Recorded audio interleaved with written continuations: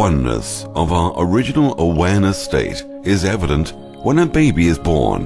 The baby recognizes nothing of its surroundings.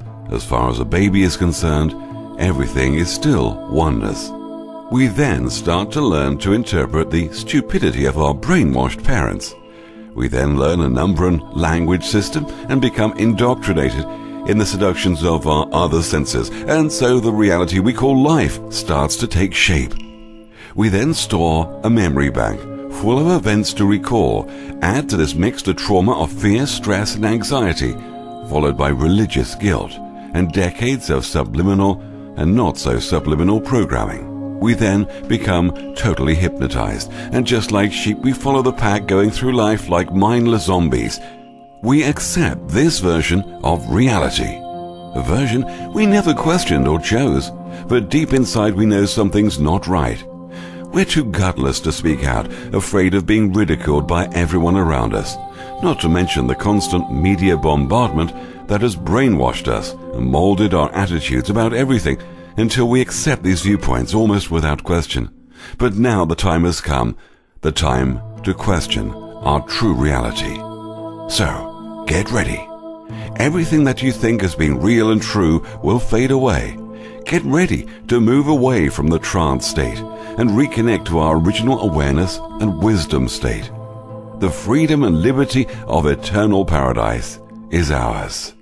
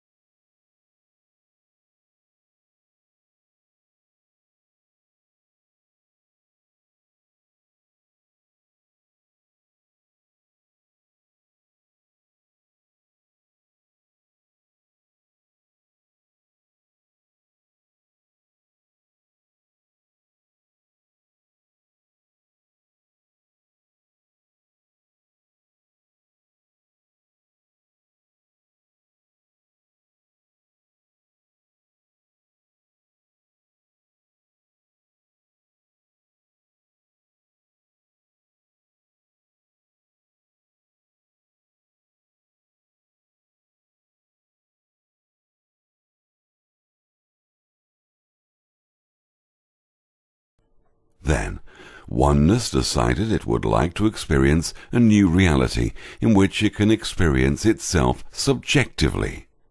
So, it conjured up a subatomic particle that we named the proton. This proton was the father of thinking, the first thought ever conjured up by oneness. Another seed was introduced, which is the seed or son of the father. We'll name neutron. Now, the Son is one with the Father proton. This is the beginning of thinking. The next introduction of thinking had to come in the form of motion, vibrations, and energy. Without this motion and energy, the proton and neutron were like doormen, nothing more than a thought without purpose. Then came the introduction of the negative charge that would spark the imagination of the Father proton. The negative charge was the elect lady we'll call electron. This elect lady electron was 1800 times smaller than the father proton and the son neutron.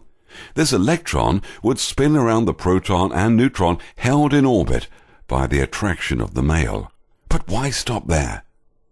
Introduce a whole harem of ladies circling and flirting with the male, creating a womb of protection for the seed of the father to reproduce another, just like themselves, over and over again, endlessly. We call this womb the nucleus. This womb will be the room, the birthplace of the neutron sun seed within the womb of the mother. This mother we call matter. This womb of the mother, this room of matter, became the nucleus, for it produced the new clay of us. This electron orbits the father and son at the speed of thought, thereby occupying space and conjuring up the illusion of matter from the void of emptiness. Oneness conjured up something. Within this group of the father proton, the son neutron, and the mother electron, the whole of everything was formed. This is the first atom, the beginning of thought. This is the matrix womb. Thought formed this energy that glowed as in an electrically charged atom. This glow produced light. Everything in our reality that is able to be thought up comes into existence. We live in a 3D dimensional thought universe. Everything we observe is thought, which in turn is light. Everything visible in the 3D space is light. If matter is accelerated to the speed of light times the speed of light, all that exists is formed from energy and light. Thought brings the energy into an existence at a subatomic level and slowly becomes part of the holodeck. This so-called reality is like holographic Lego building blocks. Everything around us was created from thought, and which in its original state permeates, penetrates, and fills the interspaces of the universe. A thought in this substance produces the thing that is imaged by the thought. This is the ayin of Judaism, where something is created out of nothing. When thinking a thought of corresponding sounds and shapes, suddenly matter appears. This is how the whole universe was formed, from this matrix womb. Hence the term the Big Bang, which is one big sexual union of atoms reproducing themselves over and over endlessly. The size of the nucleus, in proportion to the electrons and protons, is about the same as between the Sun and the planets. Scientists know this to be a fact. The atom symbol represents a ray of life. This was conjured up by thought. Thought became the Egyptian god Thoth. And no, Thoth is not an alien or a creature. This is just a representational symbolism of thought. Thoth is the creativity of everything known to man. The ancient Egyptians credited Thoth or thought with the words science, philosophy, and magic. The Greeks credit Thoth with astronomy, astrology, the science of numbers, mathematics, geometry, medicine, theology, botany, civilized government, the alphabet, writing and reading. Thoth was the true author of every work, of every branch of knowledge, both human and divine. Greek mythology named thought Hermes. Romans called thought Mercury and made them gods. Adam and Eve. Adam and Eve are the names given to the two reproductive characteristics of the atom and the light. Adam is the first atom. Eve refers to the light emanating from that form. Atoms form the first humans, hence the name and play on words. Eve is the dawning of creation, the coming of the light. Eve is likewise the evening or the end of the light. This symbolizes the beginning and the end of the light, the Alpha and the Omega of the bringing of light. Adam and Eve together are the symbolic names for the electrically charged atom symbol, which in turn symbolized the light bringer, the bright morning and evening star. Together, they represent the creator of light, the creator God called Lucifer, who is the light bringer. This production of the physical light is the ability to see. The ability to see is produced by the electricity contained within the atom. Lucifer. The name Lucifer is derived from the word Lucim Far. Lucim means bringer. Far is light, the bringer of light. Genesis chapter 1 of the Old Testament fills in without any doubt who the light bringer is and who or what Lucifer is. Genesis verse 1 and 3 states, "In the beginning God created the heavens and the earth. Then God said, 'Let there be light,' and there was light."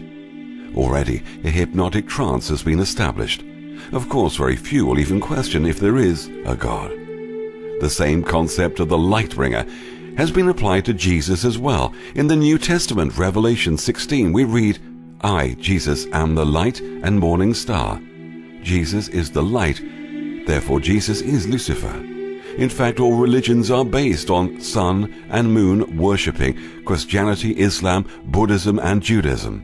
They all unknowingly worship Lucifer, who is the light bringer. Of course, religion demonized Lucifer and all the arrogant sheeps of the world still think that he's some horned devil entity or fallen angel which keeps the public from ever finding the truth about the light association with atoms. The fact is that we are all Luciferian in a sense of the word, as we all use thought, which is light energy. Everything requires thought. A word requires thought. Everything around us is light, sounds, vibrations. Words vibrate, everything vibrates, and vibration is energy. Energy glows, and energy is light. So, thought is light.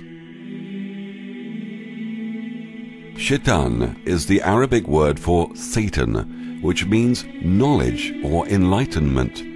This enlightenment is the notion behind the name of Lucifer, the light-bringer, thereby making Lucifer and Satan two names meaning the same thing. Both of these names, then, refer to enlightenment, or coming to the light of the knowledge of the truth.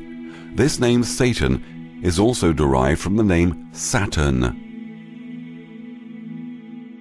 El, spelled E-L, was mentioned as the father of all gods in Egyptian mythology. El is the inspiration for the term electricity. Electricity.